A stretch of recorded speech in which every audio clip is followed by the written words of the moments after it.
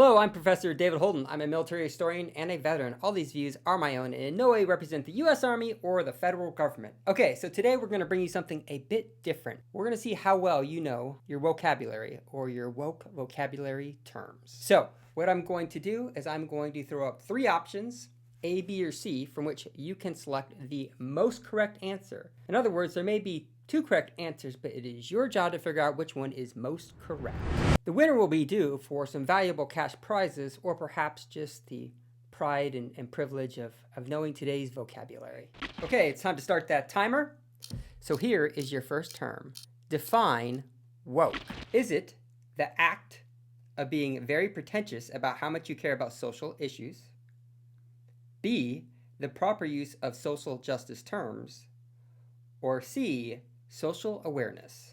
If you guessed C, social awareness, you are correct. See, the term woke was originally a term to describe people whose eyes have been awakened to see the injustices and racism all around them, throughout the system, throughout our laws, in the relationships between black and whites. Everywhere you look, there's racism. And because you're now woke, enlightened, you can now see the racism everywhere that you look, which might be why wherever the left looks, they see racism, because in their eyes, in the lens that they're using, everything is about racism. It's also become the term that the right uses to define anything that describes the excesses of the left.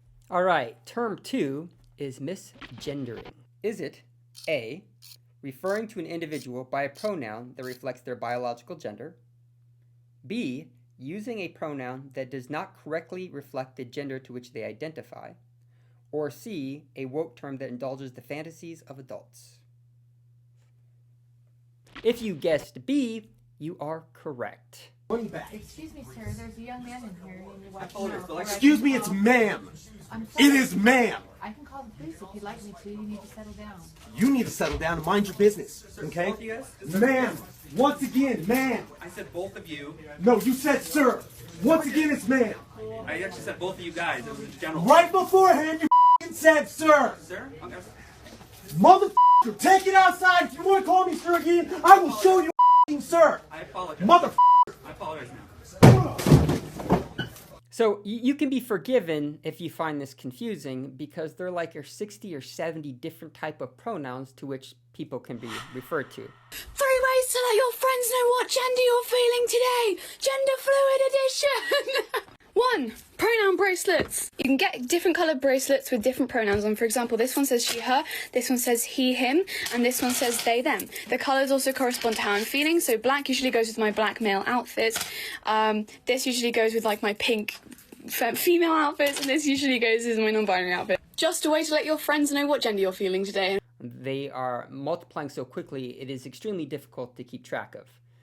So you can't be blamed if you find this all very confusing, in part because it doesn't make much sense. Now, gender dysphoria is a real medical diagnosis. It exists. It exists for 0.005% of the population. You can Google it and check the answer that I just gave you. That is about accurate. Okay, so this next term is becoming a bit more common. I remember being a bit confused the first time I heard it, but nevertheless, here it is. The question is, what is cisgender? A person whose gender corresponds with their birth sex. B, a person who denies the lived experience of others. Or C, a derogatory term used to refer to straight men and women by non-binary people to detract from the simple fact that straight is the default setting. If you said A, you are correct. So, for example, I'm cisgender. I look like a boy. I am a boy. I was born a boy. Therefore, I am cisgender. Or you could just say, I'm normal, although someone will probably take offense to that too. But everybody's offended at everything nowadays. So what are you gonna do, right? What is so hard about saying that this is wrong? Okay, question number 4. And I just forgot what, Okay, question number 4. What is lived experience? A, the belief that objectivity is impossible. B, refers to existential problems you do nothing about but blame others for. Or C, personal experience gained through first-hand involvement. If you guess C, you are correct. Oh, hey. By the way, your lived experience is valid.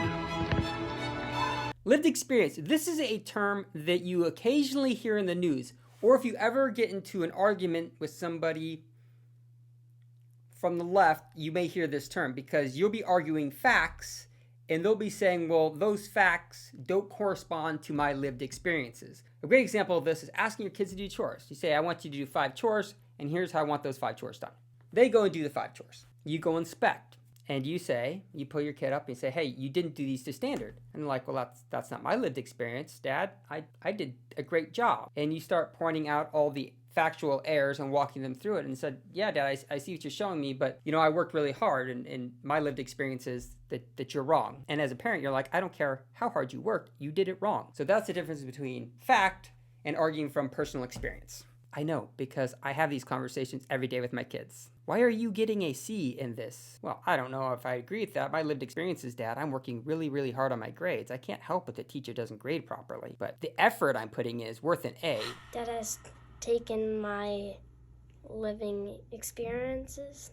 All right, question number 5. Implicit bias. A term used by the KGB to charge anyone with anything at any time to justify arrest.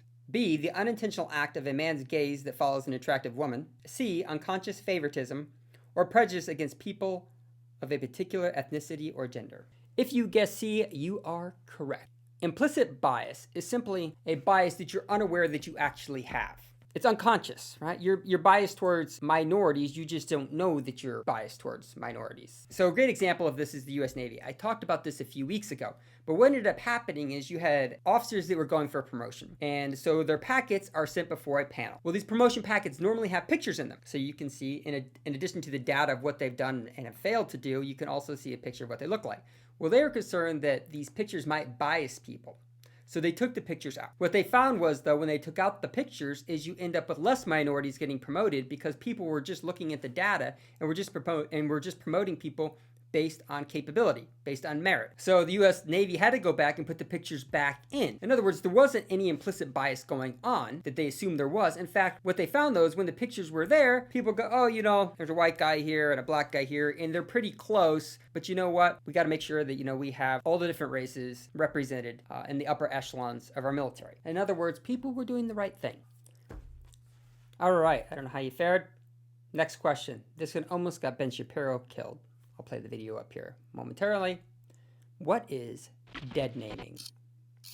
Yes, you heard me correct. Dead naming. Is it A, using the name of a person who is dead, B, a name that describes the ever-expanding terminology of woke words, or C, using the birth name of a transgender person who has changed their gender? If you guess C, you are correct. This is just where you have somebody that used to be a guy, transitions to a girl, and then you still refer to them by their male name. And being transgender is about the bravest thing you can do. Did she deserve the award? 65? Yes. Why are we mainstreaming delusion? It's not delusion.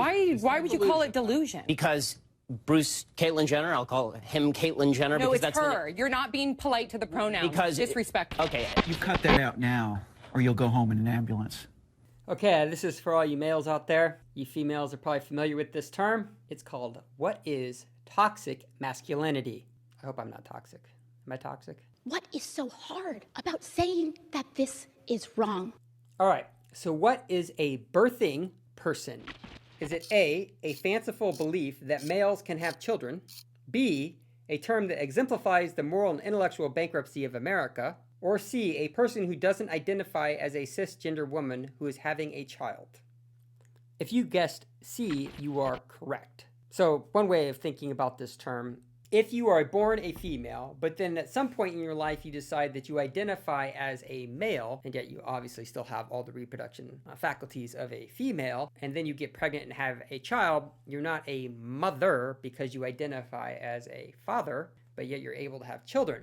And so by using this term as birthing persons, the lesson says, well, they identify as a male even if they have the biology of a female, so to be inclusive, we use the term birthing persons.